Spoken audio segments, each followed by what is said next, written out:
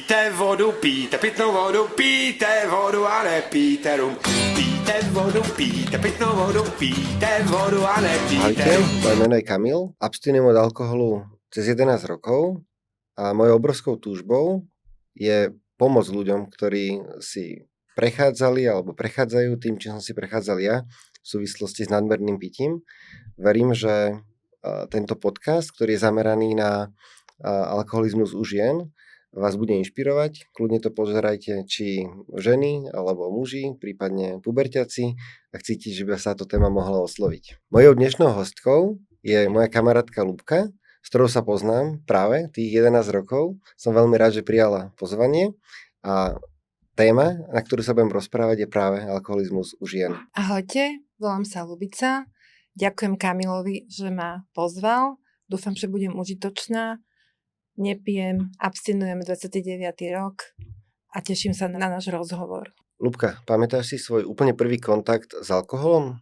A čo ti vtedy dal? Pamätám si na prvý kontakt, mala som vtedy zhruba 11-12 rokov. Bol to taký likér, kávové zrná a veľmi si to dobre pamätám, mi to veľmi chutilo, akože naozaj som si vtedy dosť vypila a bolo to s kamarátkami. Bolo to také veselé, ale zároveň veľmi prekvapujúce. Takže cítila si sa pri tom, že je fajn? Veselo a veľmi sa mi hlava točila a bola som z toho prekvapená, lebo my sme to tak akože ako keby narýchlo, tak niekde v špajzi ústrika proste našli a ešte sme to ako ochutnávať ako vlastne takí mladí tínedžeri, skoro deti.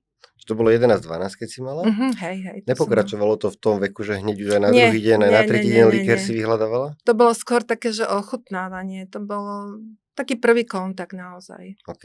Vedela by si datovať taký, že prvý kontakt s takým, že ozajstným pitím, ak by sa to dalo takto pomenovať? Také ozajstné pitie, také, čo som si ja teraz akože uvedomila, asi začalo byť, keď som bola na materskej. Vtedy som sa doslova ako rozvinula, aby som povedala, už do takej závislosti.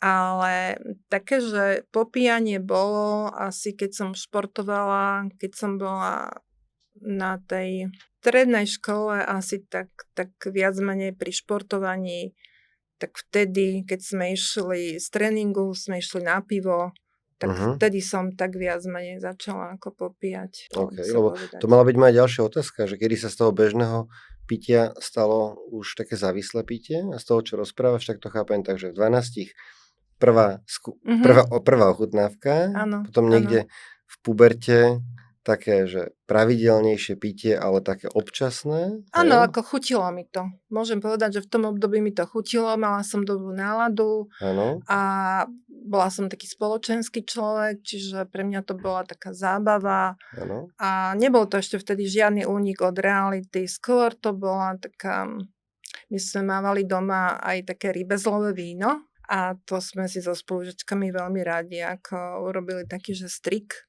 rybezlový a to sme si dávali. A teda ty cítiš, že ten moment, kedy to už začalo byť v prehnanej miere, ako nebezpečné, bolo kedy? Keď som bola na tej prvej materskej, som pociťovala, že začínam viacej piť, ako by asi mala žena piť. By som si to takto nejak uvedomila, že keď napríklad bolo nejaké stretnutie u nás doma, tak ja som si ako keby, že odpila, vypila, ale koľkokrát som ešte popíjala potom v špajzi, alebo by som povedala tak potajomky. Tak potajomky som začala popíjať na tej materskej, by som povedala. A to som mala vtedy 24 rokov. V tom čase si uvedomovala, že je problém? Že alkohol vyhráva nad tebou? Áno, na tej prvej materskej som si začala uvedomovať, že nie je predsa normálne, aby som takto popíjala, keď ostatní si dajú pohárik a ja mám tendenciu si dať ďaleko viacej. Ale som to neriešila, ale už tam bol taký ten záchvet toho niečoho, že niečo nie je v poriadku. A potom bolo také obdobie, že viacej hluché. No a potom som bola na druhej materskej, vtedy som si povedala, že však ja nebudem piť, lebo mne to asi moc nerobí dobre. No ale tam som sa už rozpila veľmi. To si mala koľko rokov? 35. A liečiť si sa išla v akom veku? 36. Medzi 35-36. 36 som mala, keď som sa šla liečiť. Čiže v 24 si už prvýkrát popíjala na tajňaša a trvalo ešte 11 rokov, kým si sa išla liečiť. Áno. A ja teraz už ako skúsený abstinujúci alkoholik, ktorý počul veľa rôznych príbehov, mi to nedá, že tých 11 rokov si tak v jednej vete, že to, potom tam bolo také obdobie, že nič, hej, a potom som začala piť až pri druhej materskej a vlastne hneď som sa išla liečiť, že to obdobie, že nič, naozaj to vieš dneska, akože, že vidíš to tak, že nič, alebo to bolo také pitie, ktoré by už pozorovateľ zvonka vyhodnotil, že akože to vôbec není nič, len ty to tak dáš do toho, že bolo to slabý odvar z toho, čo bolo potom. Bol to slabý odvar, čo bol potom, ale ako určite vždy som vyhľadávala nejakú príležitosť alebo situáciu, kedy bola nejaká zábava alebo nejaké stretnutie alebo sa šlo niekam. Takže áno, popíjala som, ale bolo to asi na také jak husenkovej dráhe. Že som si vypila, potom mi bolo zlé, potom som z toho vytriezvela, ale ešte som nezačala mať okná a ešte to bola stále len v takom nejakom duchu, že zábavy. Určite som si nepripustila, že by som bola, nedaj Bože, závislá, ale vedela som, že pijem viacej ako ostatní a že tú hladinku mám ďaleko vyššiu, že potrebujem viacej vypiť, aby som mala proste ten pocit takého uvoľnenia, zábavy a celého takého nejakého procesu, že aha, že je mi fajn. Chcel by som sa vrátiť k tomu obdobiu tej druhej materskej, kedy si už, jak som to správne hovoril, jednoznačne cítila, že piješ problémovo. Áno. Keby si sa skúsila myšlienkami vrátiť do tých dní, že ako vyzeral taký bežný, v úvodzovkách bežný deň Ľubky v tom čase, keď pila už naozaj že nadmerne. Pamätám si naozaj, že tie posledné 2 roky, ktoré boli veľmi krízové. Vtedy tam už boli aj veľké hádky, aj v rodine, čiže aj mamina mi dohovárala, manžel mi dohováral a stále som si to nejak nepripúšťala, ale úplne to finále bolo asi také, že už som moc nevedela ani jesť. Už mi bolo viacej zle ako dobre. To finále úplne na konci bolo také, že už som nevedela byť ani s alkoholom, ani bez alkoholu. A to bolo úplne na konci, ale tie 2 roky som tápala, takže že už musím s tým niečo urobiť. Skúšam prestať piť. Znova začnem piť.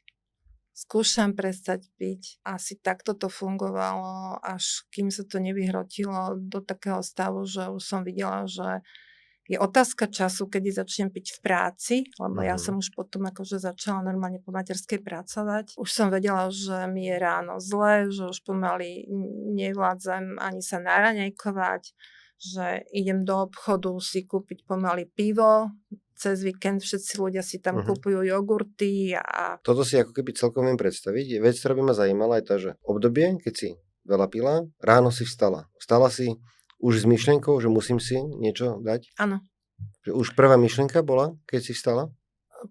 Takto, že keď už bolo v mne akože v tých posledných mesiacoch, keď už som sa rozhodovala, že už naozaj to bolo také, že ja som koľkát už ani nevedela spať.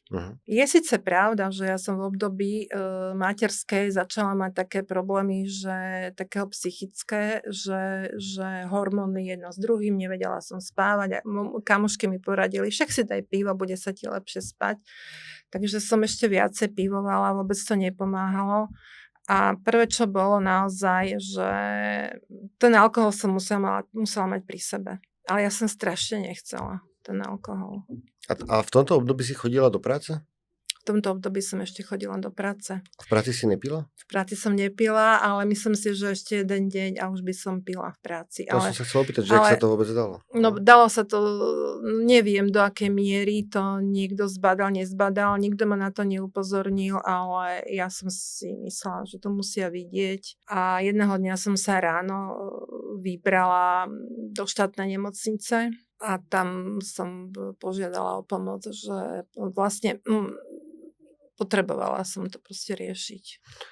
Dojdeme o chvíľočku k tomu, že čo bolo potom, ale ešte by som sa chcel opýtať otázku, že v čom si myslíš, že to majú ženy s alkoholom ťažšie ako muži? Myslím, že žiadny človek, ktorému sa stane alebo sa dopracuje do závislosti, nechce zverejniť, že má tento problém, lebo považuje to za slabosť, za zlyhanie, považuje to za niečo, že teraz ja budem mať pečať na čele, že aha, že som alkoholik, alkoholička. A myslím, že to je to najsilnejšie, čo človeka brzdí, lebo si nevie predstaviť, že ja by som natoľko zlyhala, že by som si mala pripustiť, že ja som alkoholička, keď všetci ostatní pijú a fungujú normálne. A myslím, že žena v tomto smere ešte viacej sa cíti je to také dehonestujúce, aby som sa ja priznávala k takémuto nejakému statusu, že závislý alkoholik. Ale viacej sa považuje v spoločnosti, že pre muža piť je normálne a pre ženu proste je to ako keby, že zlyhanie. Aspoň ja som to tak vnímala predtým. Teraz to už vnímam trošku inak s odstupom tých mnohých rokov. A keďže my túto debatu máme vlastne už po mojich dlhších rokoch nepitia, tak už ja musím doslova rozmýšľať nad tým, že čo bolo, ako bolo, aby som si spomenula. Ale viem si spomenúť a uvedomujem si, že ešte aj počas liečenia alebo doličovania vždy som videla taký nejaký rozdiel medzi doličovaním mužov a žien, ako keby tie ženy cítili, že sa viacej hanbia, nechcú o tom hovoriť, cítia sa zranené, nešťastné, veľa žien pije tajne. Veľa žien pije tajne, že vôbec nechcú vôbec piť na verejnosti, čiže klamú. Čo teda nebol môj prípad až tak, lebo ja som väčšinou chodila do spoločnosti a mnohokrát sa stane, že ani rodina nevie, že tá žena má takýto problém, lebo ono sa to zistí až už keď to je úplne za hranicou únosnosti. Keď si hovorila o tých dôvodoch, že pre ktoré si myslíš, že to majú ženy ťažšie, tak ako ja som sa videl vo všetkých tých dôvodov, okrem jedného. Ten jeden bol ten, že je spoločnosť tak nejak lepšie akceptuje, toleruje, že muž slope, akože žena slope, lebo na tú ženu je to také, že však to je predsa nežné stvorenie a že to už by ako vyzeralo, keby žena pila. A pri tom mužovi je to také, že však to je v pohode, však muži vždycky pili, nie? Ale inak som sa videl pri všetkých tých dôvodoch, ktoré hovoríš, ale zase zo svojho chlapského pohľadu, že ísť si priznať, že mám problém s alkoholom, ja, ktorý chcem byť ten vzorný manžel, chcem byť ten vzorný otec, chcem byť ten vzorný podnikateľ, obchodný partner a že ja by som teraz mal byť alkoholik, tak to v žiadnom prípade to je obrovská potupa, to je obrovské poníženie, to je predsa ja to musím nejako zvládnuť, ja to predsa dám a ja to nespravím. Že toto všetko som sa tam videl, to si pomenovala aj ty, ale toto som tam videla ja a vidím to do dnešného dňa, že keď chlap pije, tak je to také normálne. A keď žena pije, tak to není také normálne. Podľa mňa by to nemalo byť ani také normálne, lebo predsa je rozdiel medzi aj ženským organizmom a mužským organizmom. Žena ďaleko menej znesie ako muž. Jej stavba tela je ďaleko citlivejšia, vnímavejšia, čiže o to skôr sa stane aj závislá. Tiež odlianuc od tých rokov, ktoré vlastne mám za sebou, tak si uvedomujem, že opitá žena alebo žena, ktorá sa správa vulgárne pod vplyvom alkoholu, naozaj nie je nič pekné, nič príjemné a nič voňavé, že u toho muža sa to skôr akože toleruje alebo zniesie, že to patrí k tej muskulinite, proste je to tam. No. Ok, chápem. Ľubka, aké boli najväčšie klamstvá, ktoré ti hovorila závislosť? Myslíš klamstvá, ktoré mi hovorila závislosť, akože už ešte keď som bola aktívne pijúca. Keď si aktívne pila. Keď som aktívne pila, tak poprvé som si vôbec nepripúšťala, že by toto mohol byť môj problém, že ja určite akože nie. Ďalšia tak omyl bol ten, že som si myslela, že zajtra prestanem piť a znova som sa k tomu vrátila. A uvedomila som si, že bez pomoci to proste ja nezvládnem, ale veľmi dlho to trvalo. to rozhodovanie, že potrebujem pomoc a že chcem s tým niečo robiť, naozaj nebolo také jednoduché a prekvapilo ma, že koľko vlastne teraz, keď ti to hovorím, koľko rokov to trvalo, kým som sa rozhodla ísť do toho No áno, finále. v 24 rokoch si pila ako dosť evidentne závislo, keď si na tajňaša chodila do špajze popíjať. Áno, Keď zvlášť keď som varila. A skončila party a všetci odišli a ty si mala potrebu ešte doťahovať a doťahovať. Áno. A 11 rokov na to si sa dala liečiť. Za mňa ešte tých 11 rokov je relatívne krátka doba. Nechcem tým ľudí inšpirovať, že keď 11 rokov pijú problematicky, že ešte môžu piť dlhšiu dobu. Ja, keď poviem za seba, ja som problematicky pil zhruba od 16 rokov, lebo tam som už pil dennodenne. Každý bohový týždeň sme išli na pivo. A podobne ako ty, až v 35 rokoch som išiel na liečenie. Že je to šialená doba, ako sa rozhodujeme, ale keď sa vrátim k tým klamstvám, hej? Keď poviem za seba, že čo by som chcel od teba počuť, hej? Že ja, čo mne alkohol klamal, alebo ja som si klamal obrovský, bolo to, že je to predsa úplne v poriadku, keď pijem. Je to dokonca až žiadúce. Je to spoločensky priateľné. S obchodnými partnermi, keď idem na nejaké stretnutie, tak to má ešte taký šmrnc. Je to také na úrovni. Čím kvalitnejší, drahší alkohol, tak o to lepšie to vyzerá, o to lepšie ja vyzerám. Pomáha mi to v biznise, pomáha mi to so vzťahmi so susedmi. Veď to predsa robí každý, je to normálne, je to na Slovensku to máme dokonca akože také dedičstvo, by som povedal. Je to ako poďakovanie, ako odmena, je to úplne normálne, je to úplne v poriadku. A čože to raz za čas preženiem, to akože nemôže predsa vadiť, veď to sa stane každému. A ďalšie tie klamstvá, to sa stane každému, veď predsa už som videl aj toho, aj politikov, aj známe osobnosti, aj suseda, aj kamaráta, aj kolegu, aj neviem, o hentom viem, takže vlastne je to úplne v poriadku a ja ešte nemám problém. A ďalšie klamstvo, ktoré tam veľakrát bolo, ešte ani náhodou nie som na tom tak, ako je na tom ten alebo onen, čiže ešte to mám stále pravdepodobne pod kontrolou a dal som si suchý február či január, či ktorý mesiac a ja som to zvládol, to znamená, že ja som úplne že v poriadku a nemám absolútne žiadny problém. Takéto klamstvá a vieš vymenovať aj ty nejaké? Nie. Nevieš. To je práve že ten problém, že tam je ten rozdiel medzi tým mužským a ženským pitím, pretože ja som vedela, že vôbec prečo by som ja potrebovala do svojho života alkohol. Chutí mi, zabávam sa pri ňom, ale vedela som, že to není v poriadku, že som žena a že moje kamarátky niektoré vôbec toľko nevypijú alebo vôbec nepijú. A prišlo mi to, že to proste nie je v poriadku. V tomto smere som si uvedomovala, že tieto klamstvá, ktoré ty si vymenoval, nepoznám. Dobre. Je to zaujímavé pre mňa. Ja vychádzam aj, akože otázky, keď tvorím, tak ich tvorím aj zo svojej skúsenosti. Poďme niekam, kde si myslím, že... Lebo to bol biznis. Vlastne pre teba to bol biznis a v tom biznise sa vlastne... Ale aj kamarátstva, susedské vzťahy, čokoľvek, rodinné vzťahy, čokoľvek tam, všade ten alkohol s tým bol spojený s každou oslavou narodenín, s každým výročím v rodine, ale rovnako bol spojený s každým... Rozum mi hovoril, že to pre mňa nie je v poriadku. Dobre. Rozum mi hovoril, že to pre mňa nie je v poriadku, ale ešte som sa nezaoberala s tým, že už by to mohol byť vážny problém. To ešte si dovolím spomenúť, že celý tento proces bol dlhý, ale veľmi taký, zrýchlilo sa to posledné 2 roky. Vtedy to nabralo také veľké obratky, že som už videla, že fungujem zničujúco. Okay. Ja za seba poviem, ja som mal zničujúce obdobie od februára 2014 do marca 2015, čiže rok a 1 mesiac, že to bolo úplne devastačné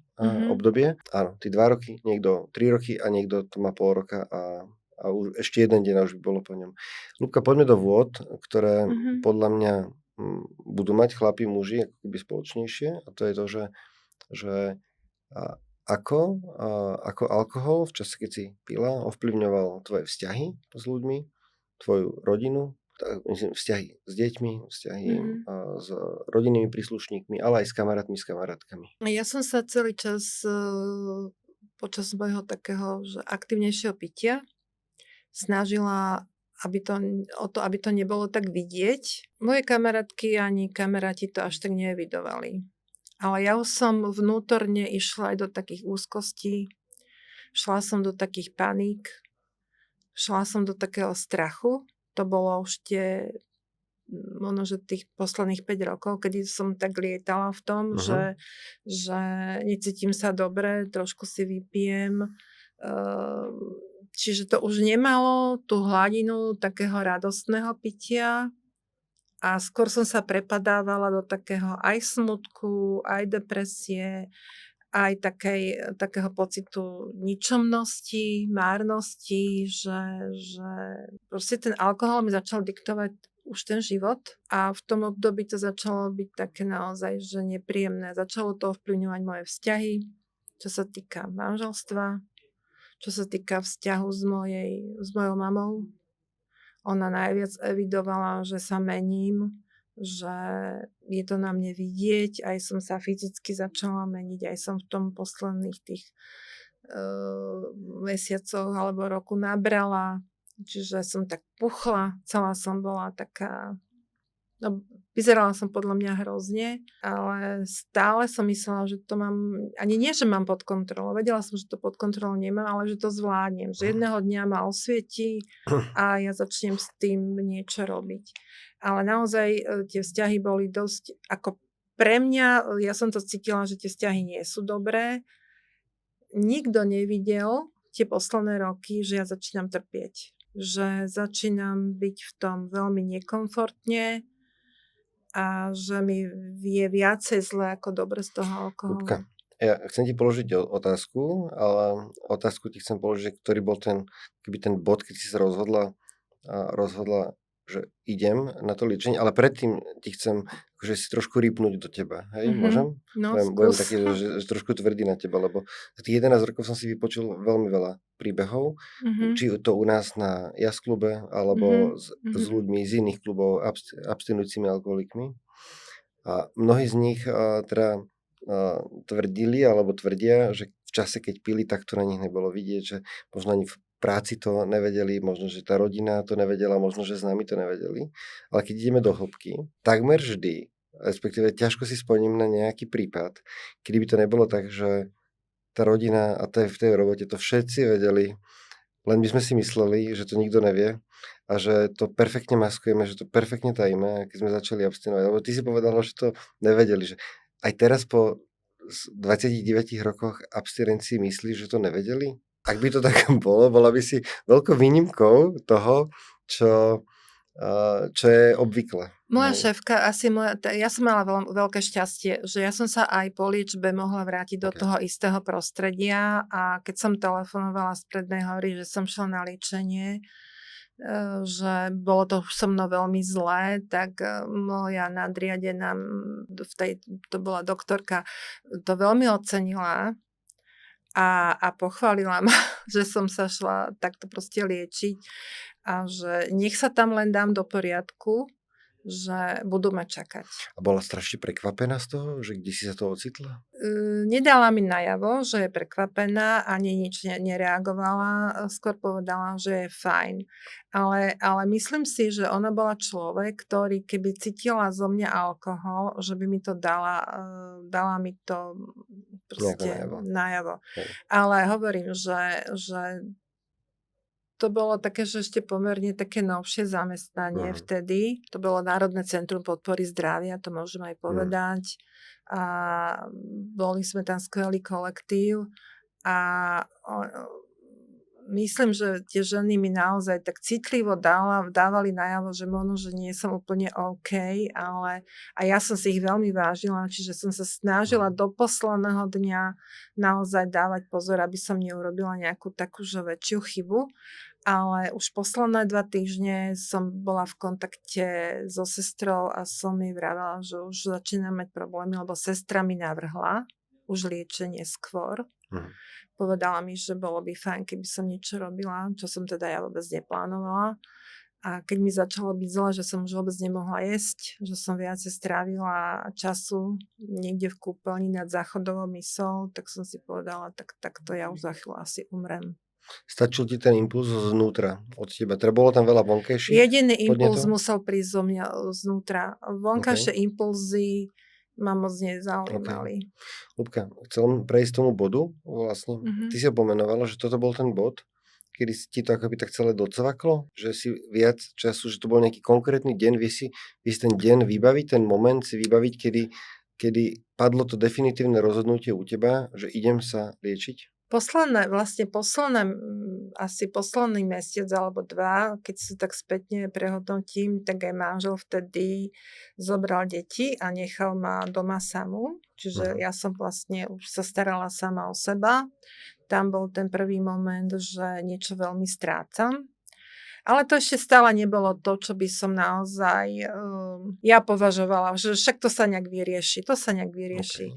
Ale najhoršie bolo to, že ja som sa začala naozaj báť, že ja umrem. Že chytím nejaké delírko, lebo ja už som nemala, že halucinácie, ale koľkať som ležela, mala som pocit, že počujem nejaký hukot, že tá noc bola taká zvláštna, že som sa jedného dňa rozhodla, že ja, keď ešte takto budem pokračovať týždeň, 2, tak ja to už nedám, že to proste je strašný stav, že už neviem jesť, neviem spať a vedela som, že mne už alkohol vôbec nepomáha.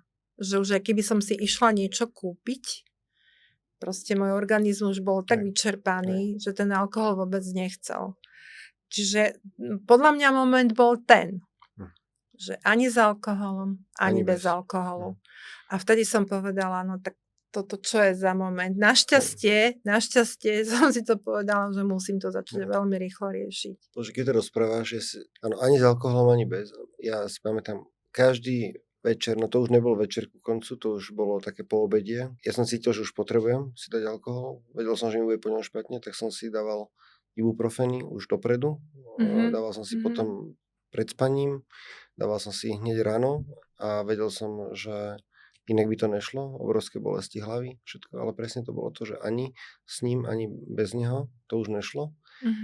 A taký spoločný menovateľ, myslím, nás viacerých, že pre teba moment, že ti manžel zobere deti, ostaneš bez nich, není dostatočný dôvod na to, aby si prestala piť. Nebol vtedy. A ja to chápem. A ja to dneska chápem.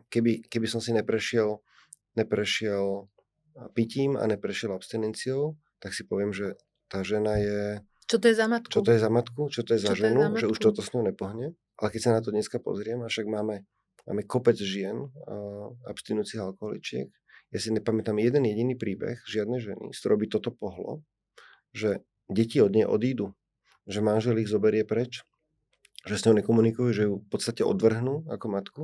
Toto so ženou nepohne a pohne s ňou až moment, kedy cíti ohrozenie ako keby už svojho života vlastného, že až to je ten moment, ale že nevedel by som toto pochopiť. A podobne som to mala ja. Ja som ako keby...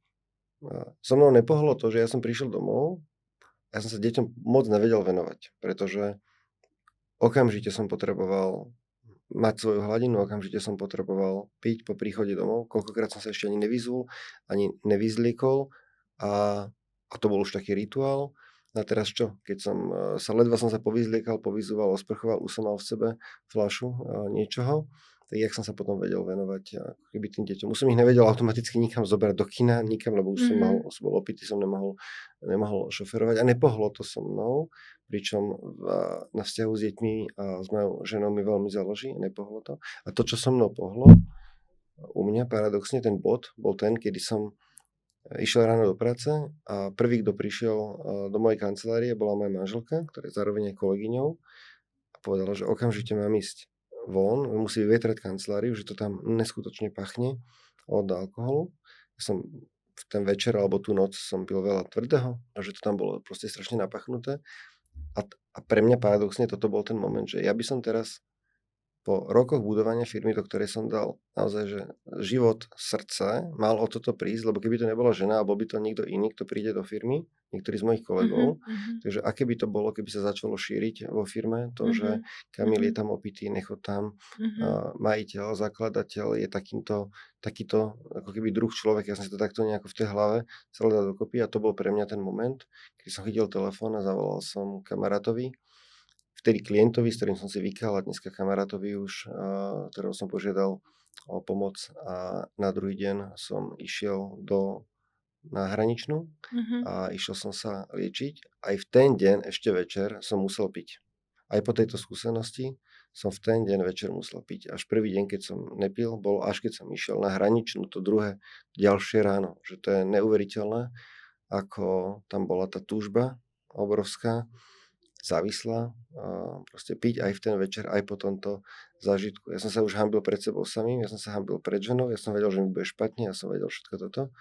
Napriek tomu, proste som musel ešte aj v ten večer chlastať. Ľubka, ako sa ti podarilo prestať a vydržať bez alkoholu už bezmála 30 rokov? Jednoduchá odpoveď. Rozhodla som sa akože skutočne, keď sa podarí, tak na celý život a trénujem si to. Trénujem si abstinenciu, trénujem si nepitie každý jeden deň. Stretávam sa s ľuďmi, ktorí nepijú, ktorí abstinujú, ktorí majú triezvy život. Posilňujem sa skôr v tej abstinencii dennodenne. Musíš sa dennodenne posilňovať? Že 29 rokov potrebuješ dennodenne na tom pracovať? S tým pracovať? Že si závislá? Nepracujem s tým tak cieľene a vedome, ale asi pracujem s tým tak, že idem k televízii, je tam reklama na alkohol, idem do obchodu, je tam alkohol, idem si sadnúť s kamarátkami, popíjajú alkohol, idem niekam na oslavu, idem na dovolenku, ponúkne sa tam alkohol a ja si musím uvedomiť, že som závislá, že som odliečená a že toto nie je pre mňa a mám to tak zakodované, a mám to tak vysporiadané sama v sebe, že sa nad tým nejak veľmi nepozastavujem. Ale niekedy určite ma to môže napadnúť a viem presne, ako sa mám správať, keby sa, nedaj Bože, nejaký film mi rozbehol v hlave, tak si to stopujem. Okay. Neviem, či som zrozumiteľná. Asi pre mňa dosť zrozumiteľná. Pre mňa bolo takisto šokujúce, že kde všade si treba dávať pozor na alkohol. Ideš do divadla, tak akože kopec takých situácií, ktoré som si vtedy vôbec neuvedomoval, keď som pil, mi prišli... Seriál Dunaj. No. Pozerám. To nepozerám. Ja pozerám. Áno. Každý ten jeden deň sa tam nalieva aspoň 4-krát koňak. A akože ja sa len skôr zabavím na tom, že naozaj je to niekedy problém, lebo ja som jeden čas aj riešila reklamu na alkohol, že je to problém v tom, že tá osveta naozaj je taká slabá, že keď niekto usiluje o abstinenciu a teraz si zažije takýto film, tak buď ho vypne, alebo naozaj dostane také chute, že má s tým problém. Alebo napríklad, jak je Manderlák u nás v Bratislave, tak reklama cez celý Manderlák na pivo. Hej? A ja som si to už párkrát aj odfotila, aj som to riešila a ja som robila voľakedy na úrade verejného zdravotníctva, čiže som robila aj s touto reklamou na alkohol. A je toho dosť. A zase hovorím, že ja som s tým vysporiadaná, ale pokiaľ je človek, ktorý naozaj ešte s tým vysporiadaný nie je, tak dennodenne je konfrontovaný s týmto. Či mávaš občas craving, či mávaš chute a že čo vtedy robíš, ale ešte predtým sa chcem dotknúť toho, čo si rozprávala. Že spomenula si seriál Dunaj, ja teda neviem ani čo to je, ale tak asi nejaký seriál, kde si spomenula, že tam si nalievajú koniak, hej. Ja si myslím, že keby som ten seriál pozeral, tak by som ti vedel povedať rovnako tak, že nalievajú tam koniak, presne by som ti vedel povedať, že šírial 5 krát a pravdepodobne aj konkrétny druh by som ti vedel povedať a aj by som ti vedel možno opísať, že ako chutí. A zaujímavé je, že keď to pozerá niekto, kto nie je závislý, tak si ani nevšimne. Všimne, podľa mňa už musí, lebo je toho dosť. Áno. Možno by si sa čudovala, že si ani nevšimne, že tam nejaký alkohol bol a už vôbec ne, že to bol koniak. Možno, že niečo tam možno bolo, by si matne spomenul a pravdepodobne nepresný počet toho. A to je tá vec, ktorú keď rozprávame sa o tom na klube, že že kde sme boli a čo tam bolo a viem to ešte presne pomenovať, tak sa to v podstate okamžite chytí terapeut alebo terapeutka. Že som si to viacej všimla ako že si to viacej všímame ako Môže ostatní. byť, áno. A že to jednak hovorí o tom, že máme problém. Áno. Že to jednak hovorí o tom, že máme problém. A to hovorí o tom, že by sme ten problém mali stále aktívne riešiť. Lebo keď to s nami takto rezonuje na každom kroku, aj po skoro 30 rokoch. Je to boj na celý život, alebo respektíve nemám rada toto slovo, že boj, ale je to prevencia na celý život. A keď chceš slušný, dôstojný život, tak nič iné ti nedostáva. Ľubka, mávaš aj teraz po toľkých rokoch občas chute na alkohol? Niekedy v lete, keď sme boli na dovolenke, tak skôr sa mi žiada tá chuť piva. Akože nemám rada vôňu piva, to mi skôr smrdí, ale to takéto zárosené pivo, ako to naozaj, že mám chuť na to. Ale veľmi s tým viem dobre pracovať. Proste zoberiem si nejakú minerálku, vodu a áno, toto pivo niekedy by som si dala.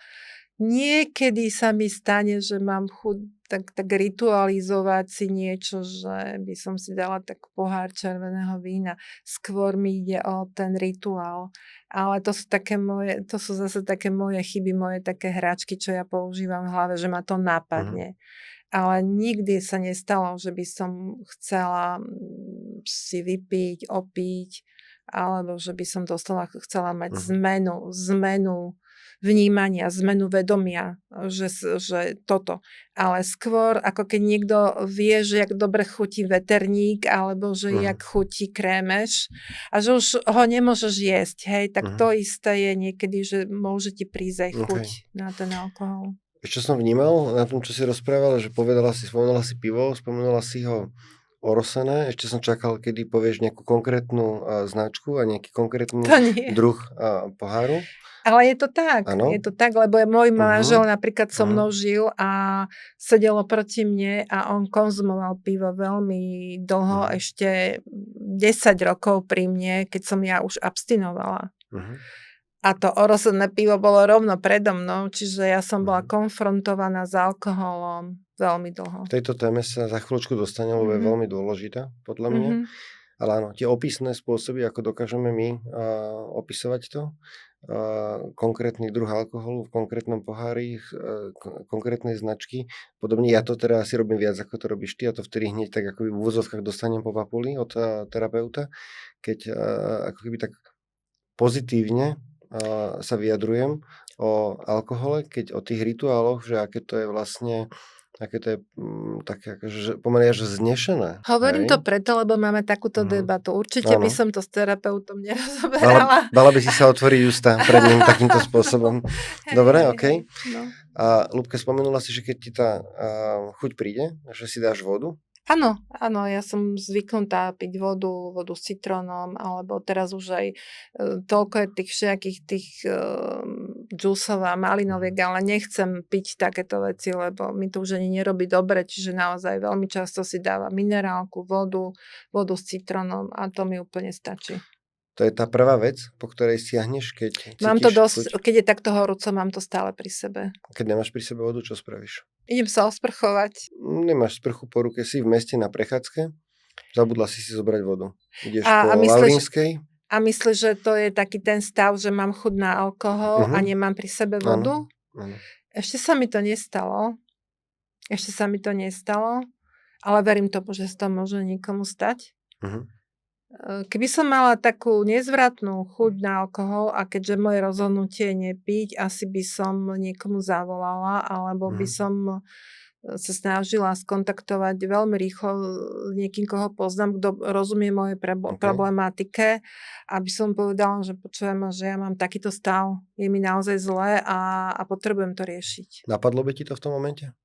Napadlo by mi to, lebo ja som človek, ktorý vždy rieši veci, keď cíti, že je to potrebné. Ľubka, dobre, aj verím tomu, že by ti to napadlo teraz po 29 rokoch skúseností.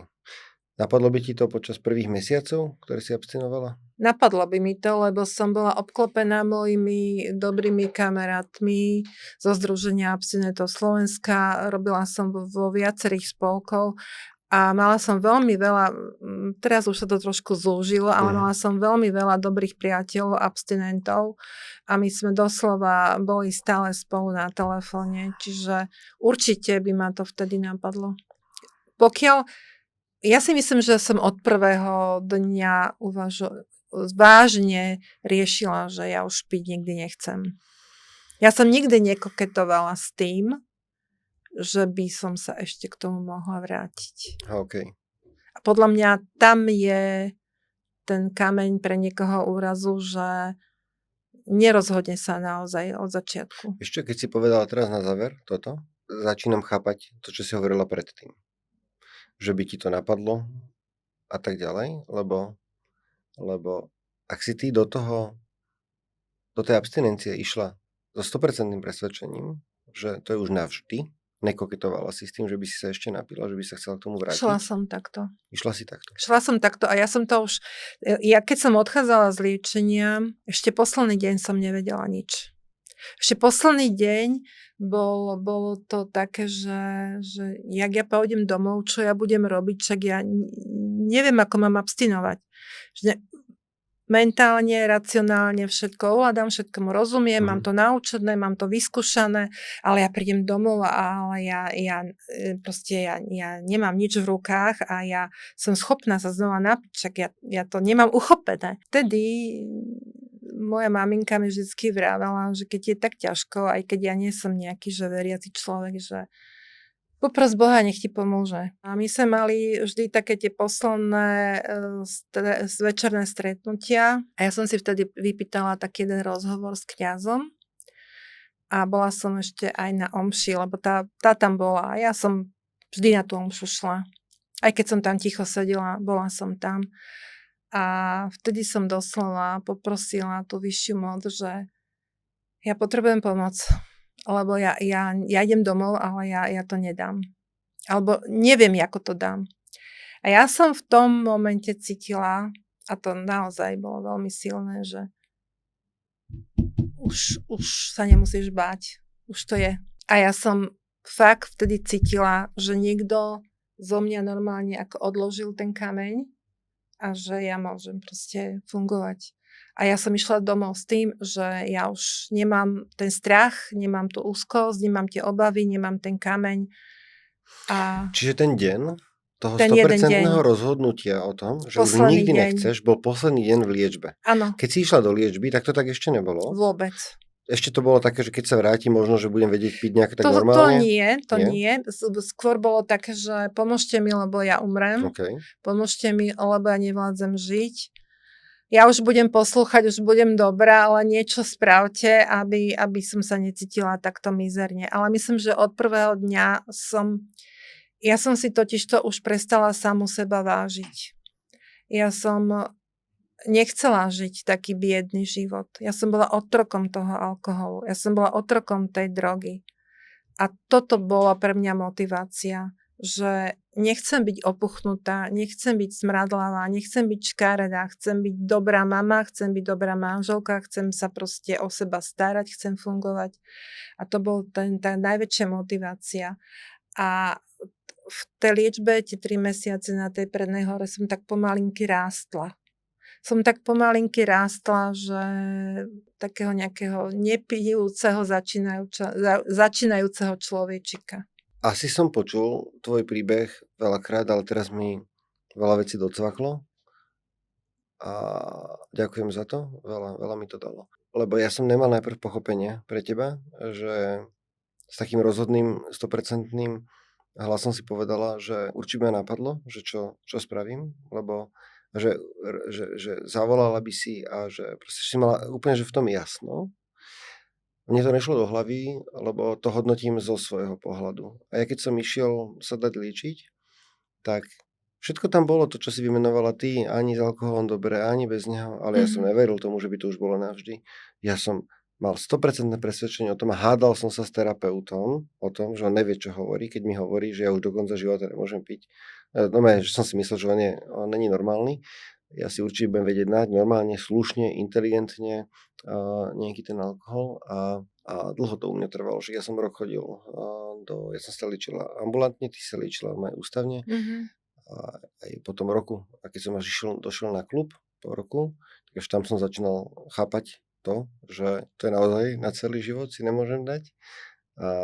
No, ale vrátim sa ešte k tomu momentu. Idem po Laurínskej alebo idem po Michalskej. Je leto, je teplo, mám sucho v ústach a ľudia tam pijú a ja dostanem obrovskú chuť. Vieš, čo spravím ja? Spanikarím, utečem z toho prostredia, mám zahmlené pred očami, ani neviem, ktorým smerom idem, len proste, že musím ísť niekde odtiaľ preč. A nejak podvedome hľadám vodu, nájdem nejaký stánok, nejaké potraviny, niečo, idem si kúpiť vodu a musím vypiť aspoň pol litra vody, aby som vôbec dostal rozum. A toto je môj obranný mechanizmus, keď dostanem chuť a nemám pri sebe vodu. Hej. Spomíname tú vodu ako že takú nejakú prvú pomoc, že áno, on sa to doporučuje, je to že dosť dobre, lebo zaplníš to brucho, už len ten moment toho, že ho zaplníš niečím, tak nemáš potrebu do neho pchať hneď niečo iné. Ale mne ako prvé môj mozog pri chuti vykreslí tie najpozitívnejšie zážitky, ktoré som zažil s alkoholom. Ako prvé. On mi nedá do popredia všetky tie škaredé veci, hnusné veci, ktoré som robil, keď som bol opitý. Nedá mi do popredia vzťahy, ktoré som si pokazil. Zlé veci, ktoré som narozprával ľuďom. Ako som ublížil ľuďom v stave opitosti. Toto mi tam nedá dopredu. V tomto je rozdiel medzi nami. Ja to do popredia akože dávam. Toto. No ja to tam musím dať vedome. Mne to tam príde. Tebe to tam príde. Mne to tam nepríde. Mne prvé, čo príde, sú tie krásne momenty spojené s alkoholom. Ten obrázok, jak som bol niekde na pláži a niečo popíjal, toto mne tam príde a tie dobré nálady, tie pekné veci. A ja musím potom vedome si privodiť nejakú spomienku do hlavy. Ja mám pár takých vybraných, na ktoré som extrémne na seba nahnevaný a ktoré boli pre mňa extrémne ponižujúce, dehonestujúce, ktoré som musím dať do popredia, aby som si uvedomil to, že čo by sa stalo, keby som znova začal piť, lebo mne je jasné, že keby som začal piť, tak to by opäť neostalo pri jednom poháriku, lebo toto viem, lebo to cítim, že to mám tak v hlave a musím si to tam ale vedome navodiť a presvedčiť sa, že áno, že som alkoholik a to už mi stačí na to len to, že keď si len pomyslím na to, že nejaký jeden pohárik, tak to jak my hovoríme, že to je tak na nasratie akurát, lebo ten závislácky mozog si nedokáže predstaviť si dať jeden pohárik zo slušnosti, ale ten závislácky mozog tam potrebuje mať okamžite do zásoby rezervu dostatočne veľkú, aby to vôbec stálo za to, aby to vôbec akože bolo o niečom. A to nemôže byť vlastne akoby pri tom jednom. Tento podcast by mal byť venovaný ženám. A mojou úprimnou túžbou je pomôcť tým ženám, ktoré dneska cítia, že majú problém s alkoholom a nech sú v akékoľvek fáze. Či sú vo fáze, že to ešte popierajú, alebo sú vo fáze, že už to akoby začínajú chápať, alebo si to priznali a tak ďalej. Čo ti napadá, že by podľa teba mala počuť každá žena, ktorá má problém s alkoholom? Keď sa to tak nejak rozobere nádrobnejšie, tak vo všeobecnosti alkohol, a hovoria aj profesionáli z prednej hory, je bunkový jed, čiže preto ženu ako takú pre ženský organizmus je naozaj vôbec nevhodný. Mala by si každá žena uvedomiť, že čo všetko stráca s tým, že naozaj sa mení jej správanie, jej povaha, všetky jej prejavy, ale to hovorím teraz, ak by ma náhodou počúvala nejaká žena, ktorá túži s tým niečo spraviť. Horšie je to, že keď žena naozaj je závislá, ten proces trvá veľmi dlho. Ťažko teraz od stola niekoho presvedčiť, že rob to takto alebo takto, že to bude fungovať. Nie sme tu my od toho, aby sme teraz išli niekoho presviečať. A z toho všetko, čo si doteraz porozprávala, pre mňa tam bolo veľa momentov, pre ktoré ja si myslím, že by žena nemala piť alkohol. Nemal by samozrejme ani muž piť alkohol, ani deti by nemali piť alkohol, ale ak sa bavíme o ženách, tak akoby sú tam za mňa, že všetko to, čo pre všetky dôvody, pre ktoré muž by nemal piť, má aj žena, plus žena tam určite. A plus žena tam má ešte nadstavbové problémy, lebo veľakrát je žena matkou detí a tá matka je vždy u detí vnímaná inak ako otec, hej? Že tá matka má svoju nezastupiteľnú úlohu v živote dieťaťa. A ďalšie veci, ktoré si rozprával, že Dôležité, Kamil, ešte možno, že pripomenúť aj ten fakt, že keďže trošku som sa tomu venovala závislostiam ako takým, tak vidím rozdiel v tom konzumnom pití, kedy človek sa ešte nestáva závislým, a vidím rozdiel v tom, čo sa stalo mne, že naozaj som sa stala závislá, že chemicky som sa naviazala a moje telo absolútne nezvládalo celý ten proces alkoholizmu, čiže koniec, som závislá, hotovo. Ale niekedy niekto naozaj žije taký bohemský konzumný život a ráno sa zobudí, vyspí sa, není mu až tak zle a znova pokračuje v tom. Aj toto môže si takýto život zvoliť žena, len podľa mňa je to dosť zničujúci život a je len otázka času, kedy sa to naozaj stane, že ten človek môže sa stať závislým. A ako náhle sa stane človek závislým, tak cesta späť už nie je. Skôr by som mohla povedať, že liečenie alebo abstinencia alebo život v nepití môže nás ďaleko viacej obohatiť, môže nám urobiť radosť zo života, môže nám priniesť viacej zdravie a zlepšiť vzťahy. A alkohol ako taký k ničomu nevedie. A ako náhle ja už cítim, že neviem spávať, že začínam cítiť nejaké úzkosti, že ten alkohol viacej ani mi nezaberá, tak treba naozaj vtedy vyhľadať nejakú pomoc. Ale to som už povedala, že to už je pomalinky, už tak skoro na konci, lebo už keď alkohol nezaberá, tak to už je to finále, by som povedala. No bohužiaľ vidíme veľakrát, že ľudia idú na liečenie, až keď je to na konci. Áno. A veľakrát idú, že o 5 minút 12. Niekedy 5 minút po 12. sú na kyslíku a oživujú ich a nejako ujdu hrobarovi z lopaty. Ale sú samozrejme aj prípady, kedy to tak nie je, kedy normálne fungujúci. Už sa veľakrát môže stať, prepáč, že napríklad ten organizmus to nevydrží.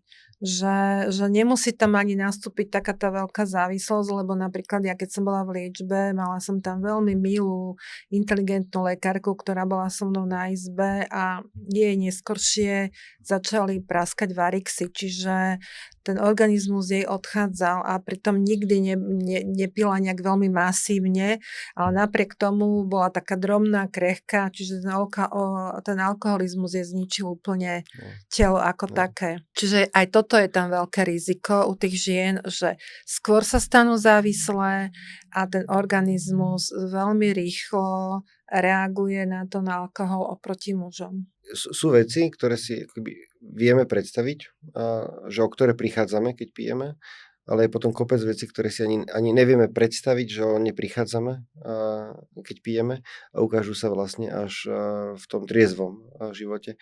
Keď mám za seba povedať, že ja som mal teda kopec dôvodov, pre ktoré by som nemal piť, ale vôbec som si nevedel vtedy predstaviť to, že aké krásne obohacujúce vzťahy pre svoj život bude mať s ľuďmi, ktorí sú abstinenti. Ja som nepoznal kopec susedov na mojej ulici, ktorí sú abstinenti, lebo ja som vlastne ich ani nevyhľadával a oni nevyhľadávali mňa.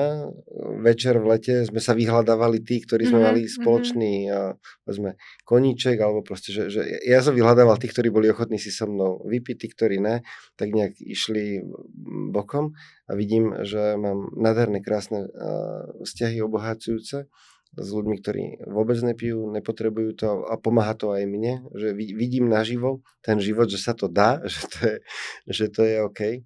A mnoho ďalších vecí.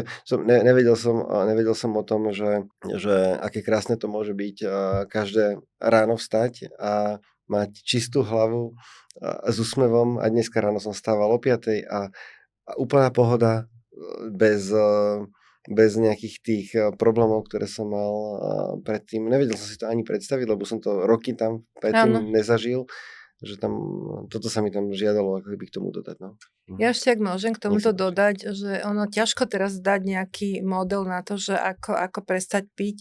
Keď človek naozaj sa rozhodne, podľa mňa si tú cestu nájde a bude hľadať a vyhľadávať takú spoločnosť, ktorá jej pomôže.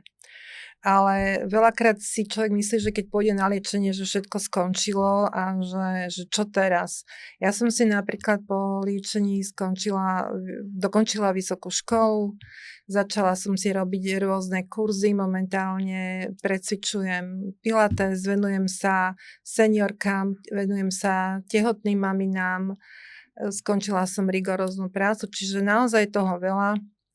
Urobila som si poriadok aj v manželstve, lebo môj manžel ešte 10 rokov pri mne ako problémovo pil a napriek môjmu naliehaniu, napriek mojim prosbám, napriek mojim nejakým podmienkám nebol ochotný zmeniť tento štýl života, takže som aj prekonala tento moment, že som sa rozhodla rozviesť, rozhodla som sa zmeniť radikálne svoj život.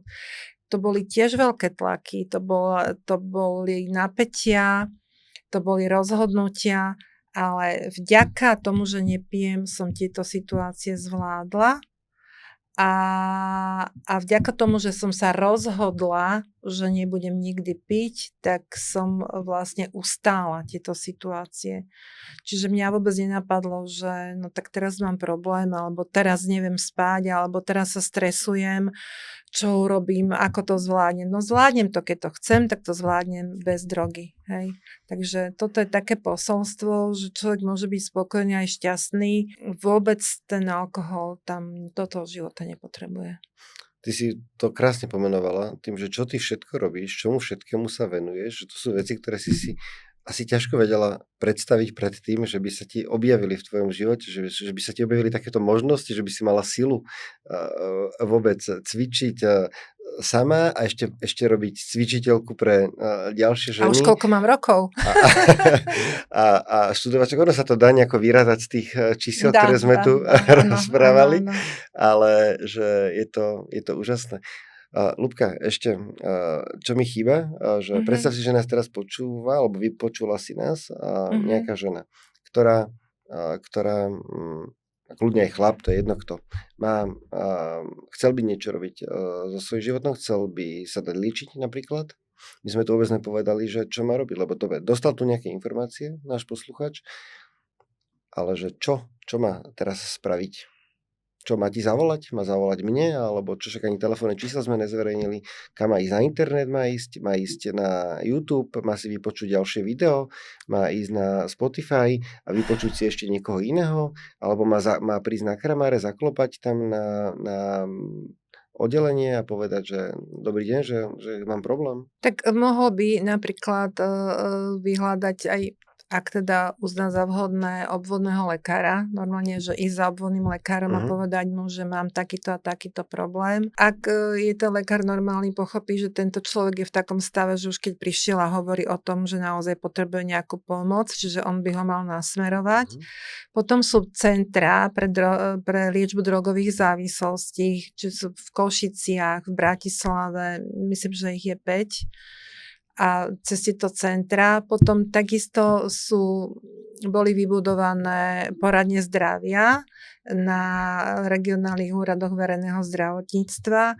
Tam sú odborníci, profesionáli, psychológovia, ktorí takisto tie prvé kroky, že ako vlastne som na tom, čo sa so mnou deje. Chápem tento návod. Predstavím si seba samého. Som v tomto stave, ruky sa mi trasú, ja neviem ani v tom telefóne teraz vyhľadávať a už sa ani nepamätám, čo si vlastne povedala. Teraz to nadnesene rozprávam. Čo? Zavolám priateľovi, prvému nejakému kamarátovi, ktorému verím, ktorý naozaj je nejakou mojou oporou, povedať mu, že mám problém, prosím ťa, pomôž mi. Požiadať najbližšie okolie, ktoré je pre mňa nejakým základným kameňom o pomoc. A ten človek napríklad triezvy vie ísť na internet, pomôže mi, vyhľadá cpldz.sk napríklad, tam zatelefonuje, zmanéžuje to tu celé. mám kamarátku, ktorý sa chce liečiť, prosím vás, aký je prvý krok? A tam mu povedia, príďte ku nám na hraničnú, dole sa zaregistrujete, Áno, napríklad. idete na druhé poschodie, tam zaklopete, dajú vám listoček, za chvíľučku si vás zoberie doktor a ten vás už nasmeruje na ďalšie kroky. Hej? Dokonca je aj Al-Anon, sú anonymní alkoholici, kde by ho, keby bol v takomto nejakom stave, myslím, že boli ochotní zobrať a sa s ním trošku porozprávať a poradiť mu, aj keď nehovorím, že to je to najlepšie, ale sú rôzne možnosti. Ale ja osobne takisto som išla cez sestru, ktorá mi povedala, že mám sa ísť liečiť a ja som bola prvá osoba, ktorej som povedala, že už to nezvládam. Ja si viem predstaviť, že by som oslovil svojho doktora akože to obvodného, lebo s ním mám taký akože v pohode vzťah, ale viem si predstaviť, že niekto by mohol mať ako keby tam nejakú bariéru osloviť, lebo možno ho poznať 20 rokov a nechce, aby ani on to vedel a možno spolu popíjali, ja neviem čo. Mal som ešte jednu bariéru, keď som išiel ja na hraničnú a to tu, že aby som tam nestretol nikoho, kto ma pozná. Ten prvý moment asi býva taký, ale aj toto prejde.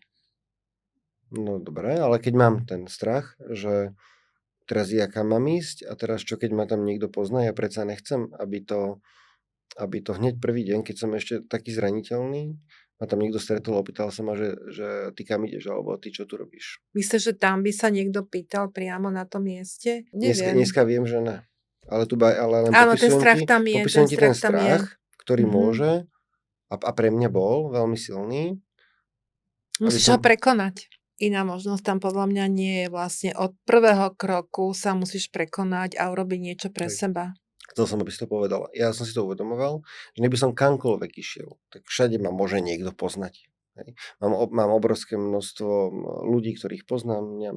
A vždy to tak bude. A vždy to tak bude, takže ja som sa musel jednoducho si sám v sebe v hlave vyriešiť to, že ja sa chcem riešiť pre svoje dôvody a keď niekoho stretnem niekde, tak by bola jedna vec, mi bola jasná, že ak tam ja niekoho stretnem, takže to je úplne v pohode, lebo to je človek, ktorý rovnako ako ja uspravil to rozhodnutie a ten predsa nebude sa mi tam posmievať, lebo ten má rovnaký problém ako ja a môžeme sa keď tak objať, alebo môžeme sa na seba pozrieť, ale že s čím som sa stretol, bolo to, že s obrovskou empatiou, s obrovskou podporou v tom, aby som to vydržal, ale nikdy nie s akýmkoľvek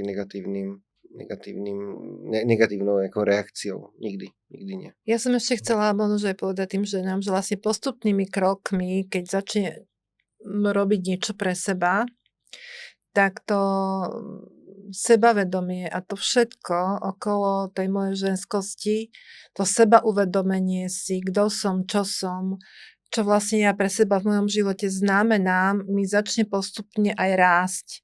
A to je dôležité, že si začnem vážiť samu seba a že začnem žiť dôstojný a slušný život. Ale to tiež nebude zo dňa na deň, to ide úplne krok po kroku.